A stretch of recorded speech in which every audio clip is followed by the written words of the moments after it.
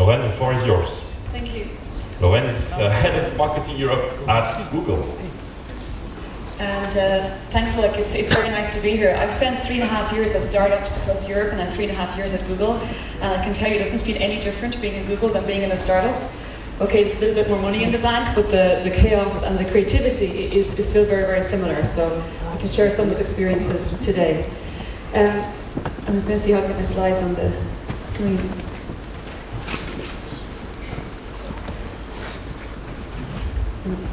There we go, great. So, at the end. Hang on a sec.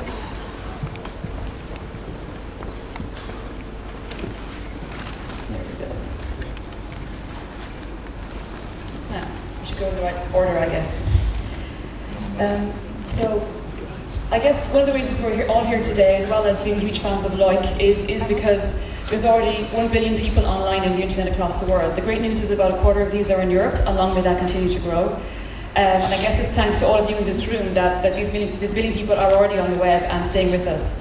I'm going to talk a bit about today where the next billion will come from, and many of those will come from mobile, from markets like Africa that Luc has already talked about. Many of those will also keep coming back to us because of innovation. So again, I'll talk about innovation and what will also help in terms of getting the next billion on the web over the next few years. But to get us to where we are today, it took quite a lot of work from many people in this room. And we kind of look at there's 3 phases to the internet. Phase 1 being the Googles and starting to search and the Yahoos and just getting information for the first time. Phase 2 being, buying, talking, trading for the first time.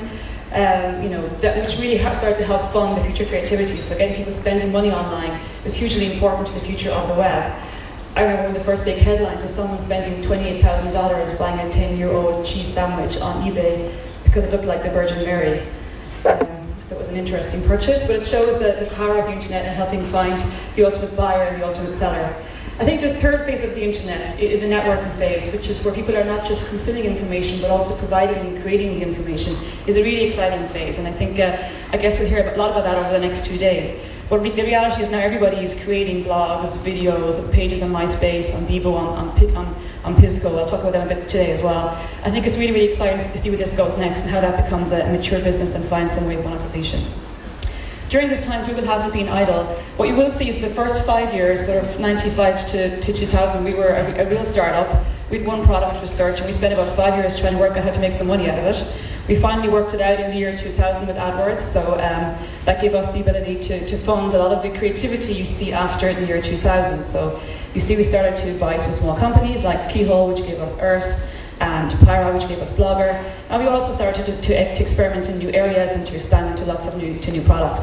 So a lot of the time we get asked, how do we keep this creativity going? How do we keep innovating and keep the products fresh? And so I thought I'd share some of the, I guess the Google innovation sort of techniques.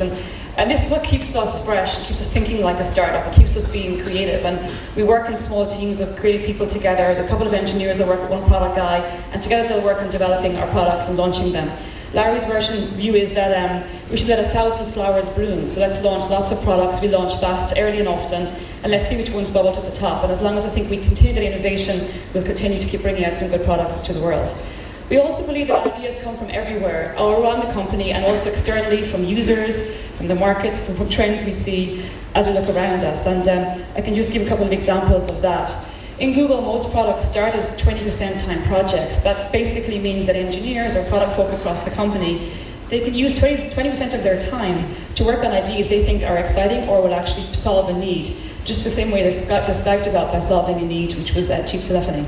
So lots of our product projects start like this. Gmail is a great example where one of our engineers couldn't find a recipe his wife had sent him. God knows why he wanted it, but he was looking for a recipe and he was so frustrated that he couldn't find it that he built a search script to search his email.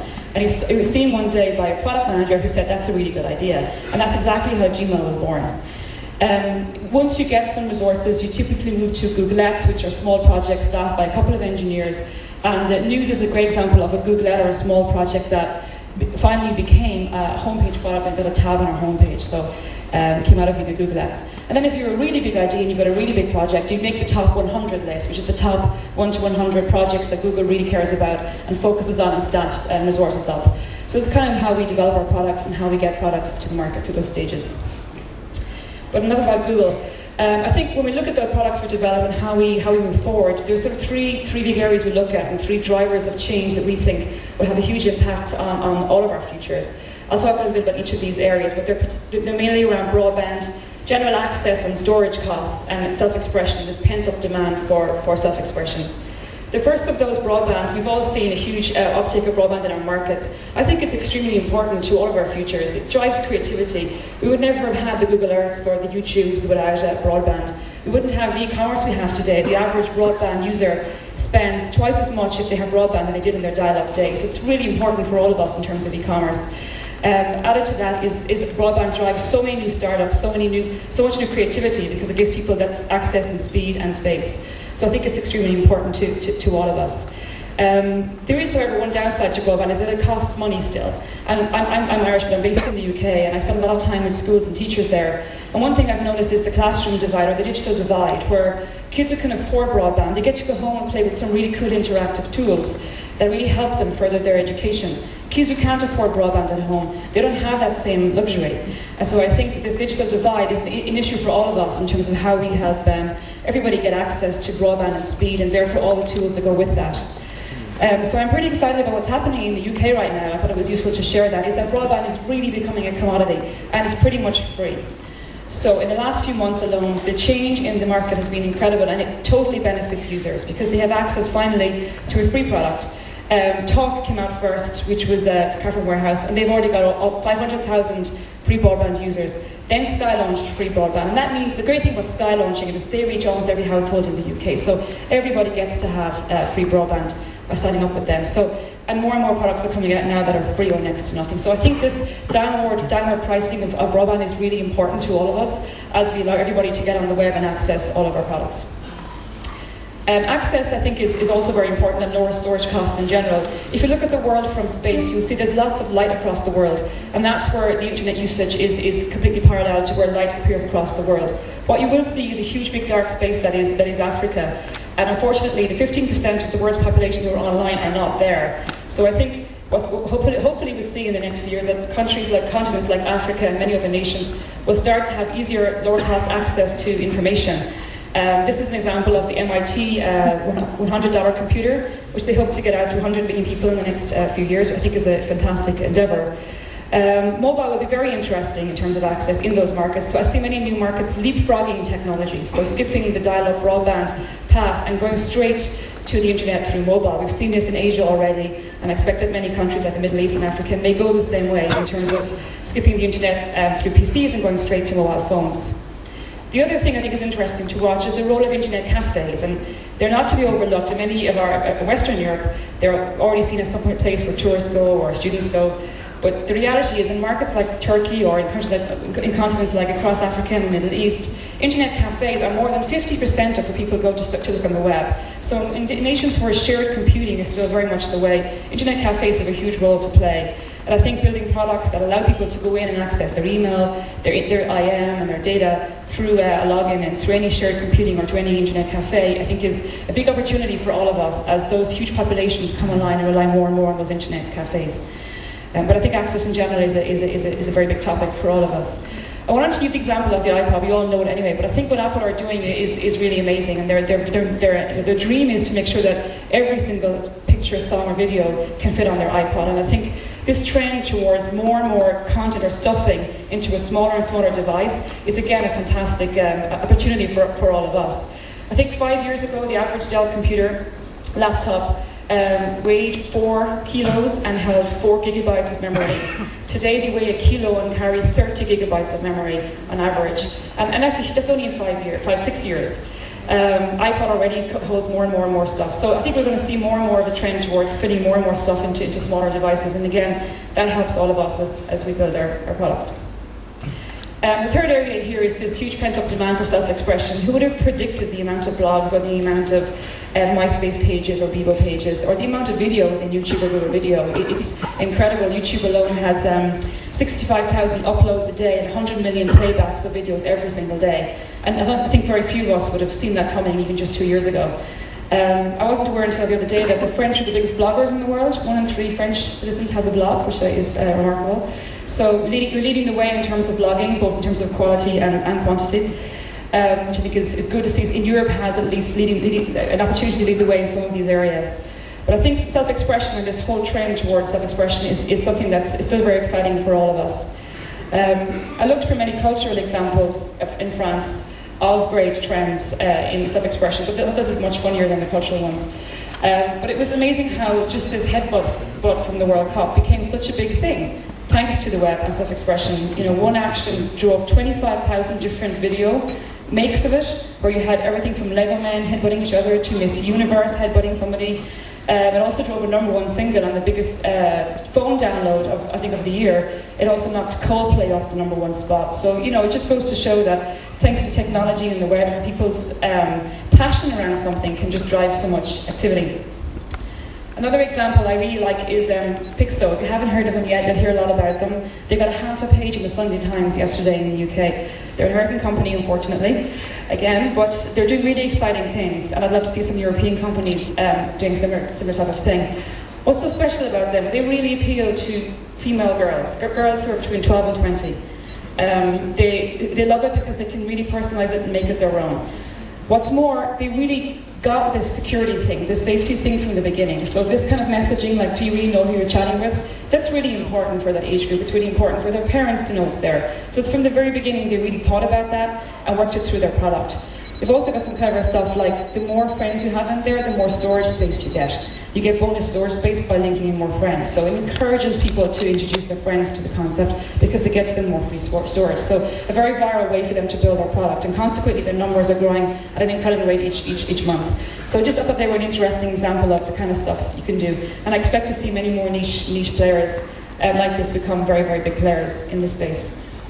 So the last area I think that's interesting is how companies or businesses are capitalizing on these user trends, and how we see some very traditional brands. And I work a lot with some very traditional advertisers in Europe, and they're really beginning to embrace this internet, this whole new phenomenon of sort of networking, and they're using the internet to reach out to users in some very creative ways. So I wanted to show a couple of those examples today. The first one is, this was a sport car, this is the Ford car. So Ford, normally a very traditional brand, came out with a campaign saying, you come from such a good family, why is it such a bad boy? And, you know, a very clever campaign. Their TV ads were a bit more traditional, you know, within the TV guidelines, but they used then the internet to seed some really, really funny versions of their ads, where one of which was so bad, it was a cat being decapitated. It was even too risque for the internet population, so it got pulled. But there are other ones, which were this pigeon one, which if you go to YouTube and search for Ford car, you'll find it. This pigeon one hitting the car, you know, it went all over the world. It gave these guys, a very traditional brand, much more credibility with a younger audience. And this car ultimately is targeted at young male, female office workers. So it gave them credibility, and it gave them much more extension of their campaigns than they ordinarily would have had. The next example is Lynx. Again, a very traditional brand, you know, very hard to market. How do you stand out in this? And if you can't read the writing, I've just got to read this because I think it's hilarious. I'm Towelboy, semi-naked superstar, 24, living the dream. This MySpace page is a masterclass in the way of the towel. So let's get it clear, right from the start. I don't do clothes, I do towel. I do extreme towel, power to my shower. It was a great way for a brand like Lynx to extend itself to its audience, to create a page on MySpace. This has already got 1,500 friends linked to it.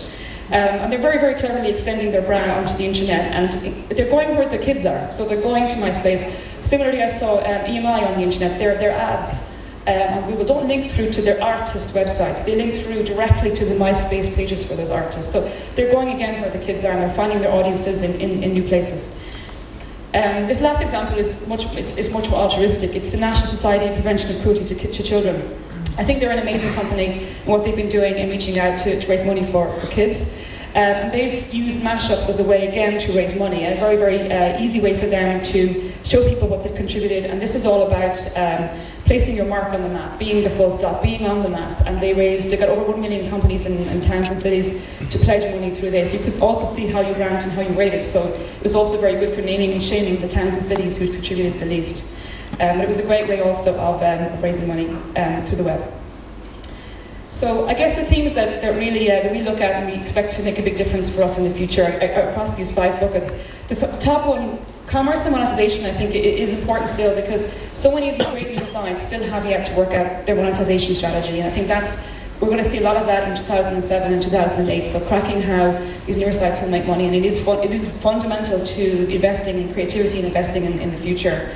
I think I mentioned access already, it's extremely important. Within our search world, search, find and obtain, we're going to have to get more efficient and more effective in search. It's going to keep evolving, but we're by no means been finished in that area yet. And finally, probably most importantly, this whole role of leveling the playing field, anyone having a say. And I think this is why events like this are so important. This is probably the point I care the most about, because I think the great thing about the web is that it's a very level playing field. It doesn't cost a huge amount of money to get started. You just need the ability to code. And so many of these great new companies who've come up in the last 12 months only have 10 staff, 11 staff, 15 staff. I think Bebo had 11 staff a few months ago. Very small numbers of staff, huge success. So the opportunity for all of us is there for the taking if you have a really good idea. I think that's the wonderful thing about the web. So just my final note is Andy Warhol once said, in the future everyone will be world famous for 15 minutes.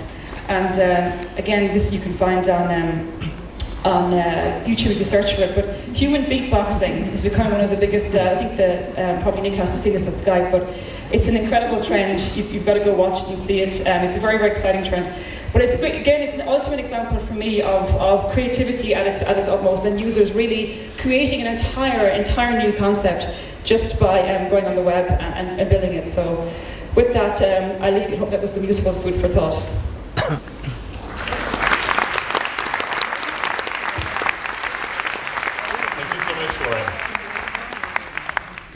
Thank you so much. It was great. Thanks. You want a few questions? Let's. I'm trying to catch time, right? But thanks so much.